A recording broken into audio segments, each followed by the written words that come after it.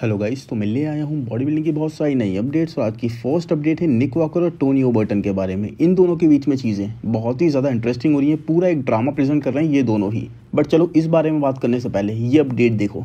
Look at this update. Nick को और भी ज़्यादा फ्रीक फैक्टर प्रेजेंट करते हुए अब आपको मैं थोड़ा बैकग्राउंड बताऊँ तो टोनी ओबर्टन ने अभी back double bicep pose hit करते हुए एक वीडियो डाला था, एक क्लिप डाली थी और उसमें लिखा था कि हंटिंग सीजन इन ब्राज़ील, जो कि ये पहले न्यूयॉर्क प्रो के लिए भी बोल चुके हैं और निक वॉकर को भी टीज कर चुके हैं। इसी के जवाब में निक वॉकर ने ये पोस्ट डाला है back double bicep pose hit करते हुए, जहां पर ही इज लुकिंग क्रेजी थिक और अपनी बैक की डेंसिटी दिखा रहे हैं, ये कितनी ज़्यादा मसल मास की होल्ड करते हैं वो दिखा रहे हैं। और निक ने साथ में कैप्शन में ये भी बोला कि ये पिक मैंने अपने एक फ्रेंड के लिए पोस्ट करी है, तो आप देख लो शॉट्स कहाँ पर फायर हो रहे हैं। साथ में निक ने टोनियो के पोस्ट पर एक कमेंट भी करा और उसमें पता है क्या बोला कि इतना साइज तो मेरा एमेच्योर में था, मतलब जब मैं एमेच्योर में प्रो कार्ड के लिए खेल रहा था उस टाइम पे मैं इतना साइज होल्ड करता था जितना तुम अभी होल्ड कर रहे हो। तो man it was a savage burn, बहुत ज़्यादा सैवेज रिप्लाई था ये और बहुत ज़्यादा अच्छा कॉमेंट था। तो यहाँ पर इन्होंने बर्न कर दिया पूरी तरह से टोनियो को। एनीवेज साथ में निक ने ये भी पूछा कि डिड यू इवन फ्लैक्स, मतलब वहाँ पर टोनियो ने पूरा पोज हिट कर दिया, पूरी अपनी फिजिक दिखा दी, पूरा इन्होंने अपने डाइस होकर अपनी डिटेल प्रेजेंट कर दी बैक की। और निक ने पूछा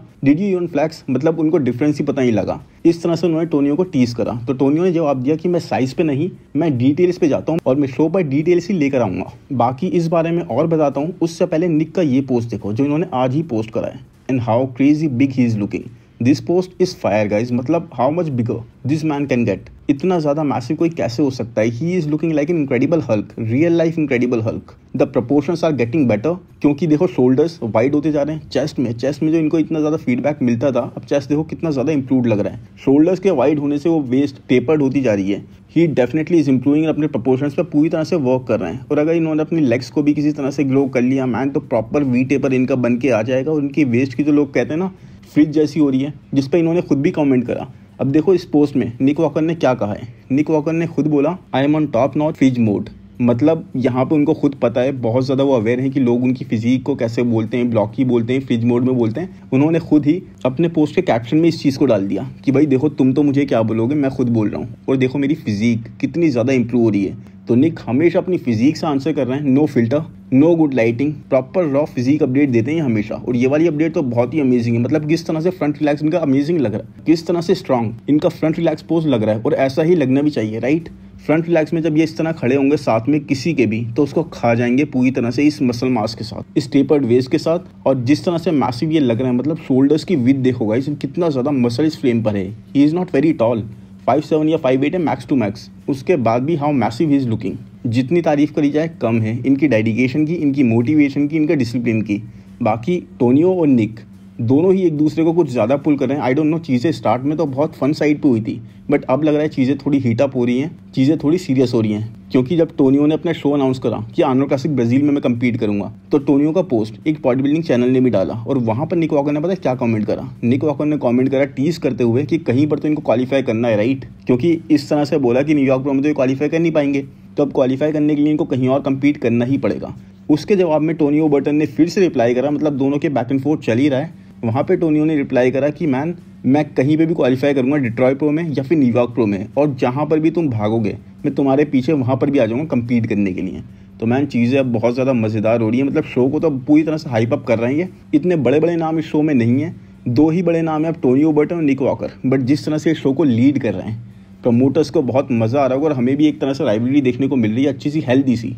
क्योंकि देखो टोनियो के पास प्रॉपर एस्थेटिक्स हैं, उस तरह का मसल मास नहीं है, बट डिटेल्स और एस्थेटिक्स बहुत ही अमेजिंग लेवल की हैं। जबकि Nick Walker man he is a freak, जिस तरह से वो इंप्रूव कर रहे हैं, मसल मास जिस तरह की वो कैरी करते हैं, टोनियो से एब्सोल्युटली डबल साइज है उनका। तो ये तो पक्का है कि निक को कोई प्रॉब्लम नहीं आएगी इस शो को जीतने में। लेकिन हाँ, टोनियो के साथ ये बैटल बहुत मज़ेदार होने वाली है जिस तरह की बातें हो रही हैं। बाकी अब चलते हैं नेक्स्ट अपडेट पर, वो ये है क्रिस बम्पस्टेड की। तो क्रिस बम्पस्टेड का ऑफ सीजन लुक आप इस वीडियो में देख सकते हो, जो कि हमें ऑलमोस्ट हर साल ही देखने को मिल जाता है कभी ना कभी, क्योंकि इस चीज़ से बिल्कुल शर्माते नहीं है अपनी फिजिक को इस रूप में दिखाने से।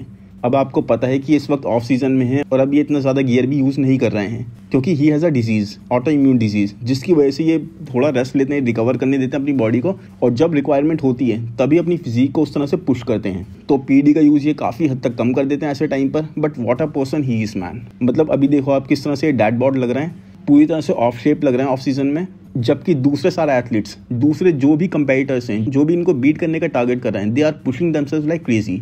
बहुत ज़्यादा खुद को पुश कर रहे हैं, खुद को इंप्रूव करने में लगे हैं कि किसी तरह से क्रिस को बीट कर दें। कभी रामॉन ये ट्राई कर रहे होते हैं, कभी टायरन स्टफिन ये ट्राई कर रहे होते हैं, और अब वेस्ली विजर्स भी यही ट्राई कर रहे होंगे। तो हर कोई पूरी तरह से लगा पड़ा है, but Chris man he is on holidays.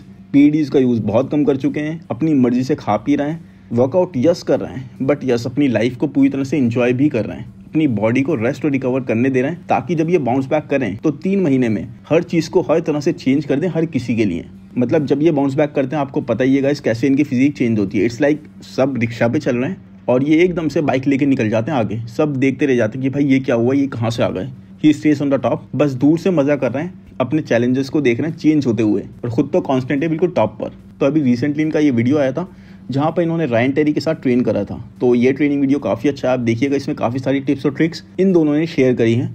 बाकी एक चीज़ आपने नोटिस करी कि हैनी रैम्बोर्ट की अप्रोच अपने हर एथलीट के साथ बिल्कुल ही डिफरेंट है। कोई भी 2 एथलीट्स एक तरह से ट्रेन नहीं कर रहा है वो। How great of a coach he is. किसी को प्रॉपर रेस्ट दे रहे हैं, किसी को पूरी तरह से पुश कर रहे हैं, और किसी के साथ बिल्कुल ही different approach, solidifying himself as one of the greatest if not the greatest. और सिर्फ कोच ही नहीं बल्कि सब, गुरु और चेले दोनों।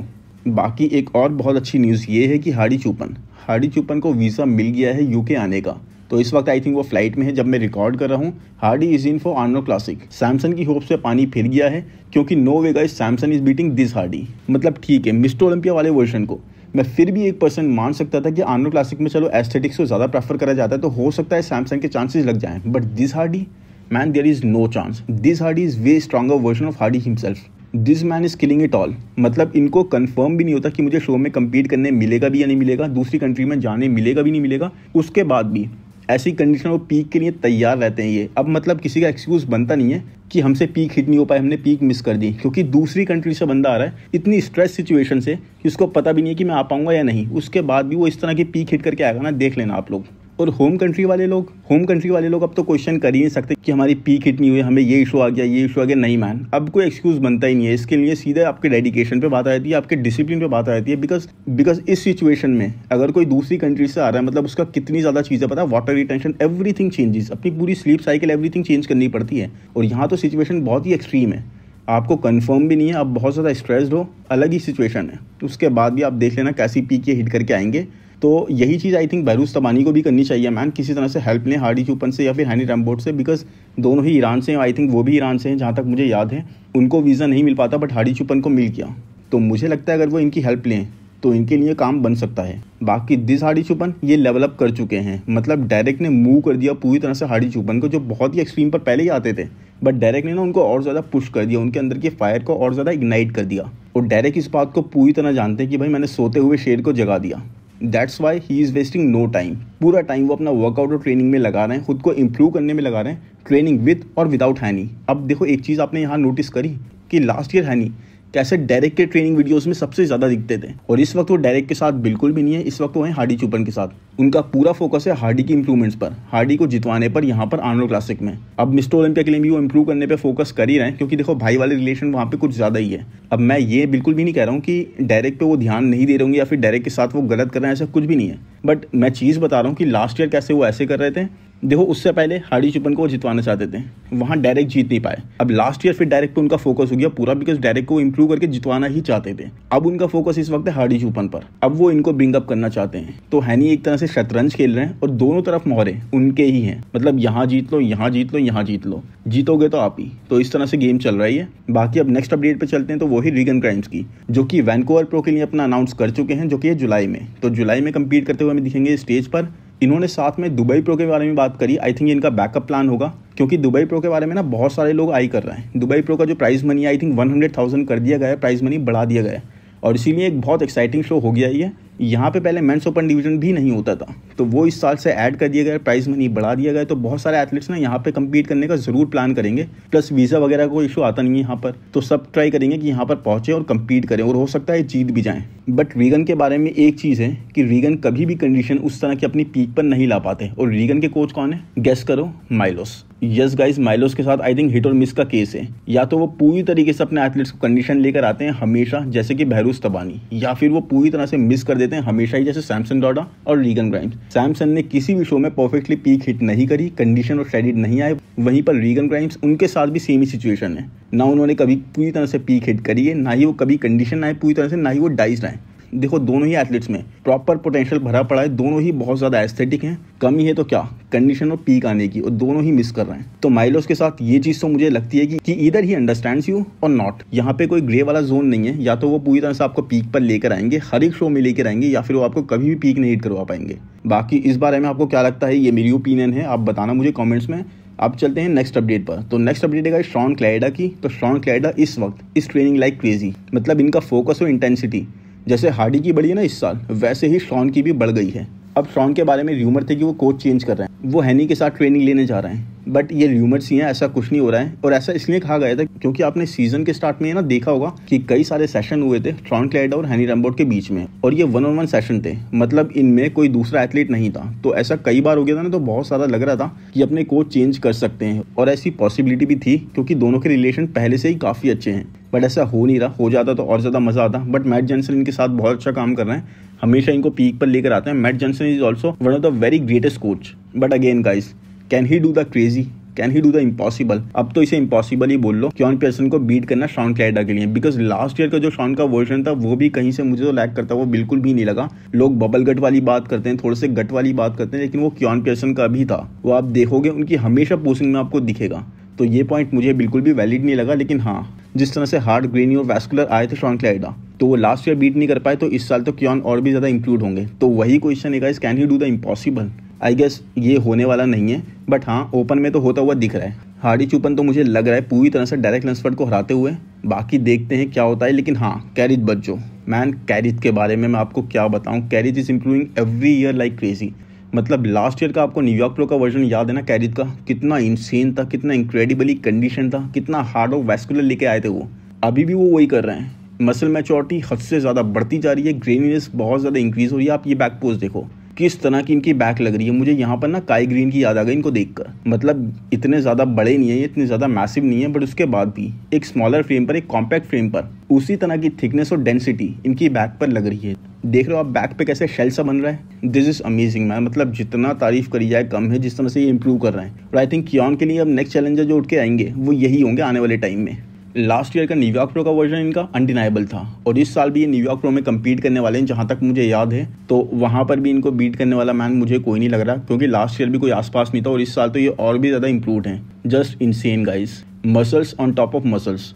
और क्योन के गेम को अगर ऑफ करना है तो this is the only way. आपको इस तरह की इंप्रूवमेंट्स दिखानी पड़ेंगी। अगर आप उस तरह से एस्थेटिक नहीं दिख सकते तो मैन आपको इस तरह का एक्स फैक्टर कुछ लाना पड़ेगा, बिकॉज ये दिस इज़ यूनिक, ये बिल्कुल अलग सी चीज़ है। इस तरह से ही मसल डेंसिटी, थिकनेस पे वर्क करना पड़ेगा, muscles on top of muscles लाने पड़ेंगे, अपने आप को वैस्कुलर लाना पड़ेगा, हद से ज़्यादा मसल मैच्योरिटी लानी पड़ेगी, तभी आप कर सकते हो। नहीं तो क्योन को बीट करना is going to be very difficult. Keone is not Derek, Keone is Derek 2.0, Derek का एक बेटर वर्जन है क्योन पियर्सन। बाकी गाइस आई होप ये वीडियो आपको पसंद आएगा। मैन अपडेट्स तो आजकल इतनी भर भर के आ रही है ना कि अभी शो की वजह से कई सारे एथलीट्स तो ऐसे हैं जो मैं कवर ही नहीं कर पा रहा हूँ, क्योंकि शो से रिलेटेड जितने एथलीट्स हैं वही इतनी भर भर के कवर दे रहे हो। शो ही अभी है मेन प्रायोरिटी, तो उनको भी मैं जल्दी से कवर करूंगा। बाकी आई होप ये वीडियो आपको पसंद आया होगा। पसंद आया है तो प्लीज़ यार लाइक कर दो, लाइक्स में कमी मत करो, ज़्यादा से ज़्यादा लाइक्स करो। चैनल को सब्सक्राइब कर दो, नए आए हो तो डेली अपडेट्स आ रही हैं अब इस पर पूरी अच्छी तरीके से।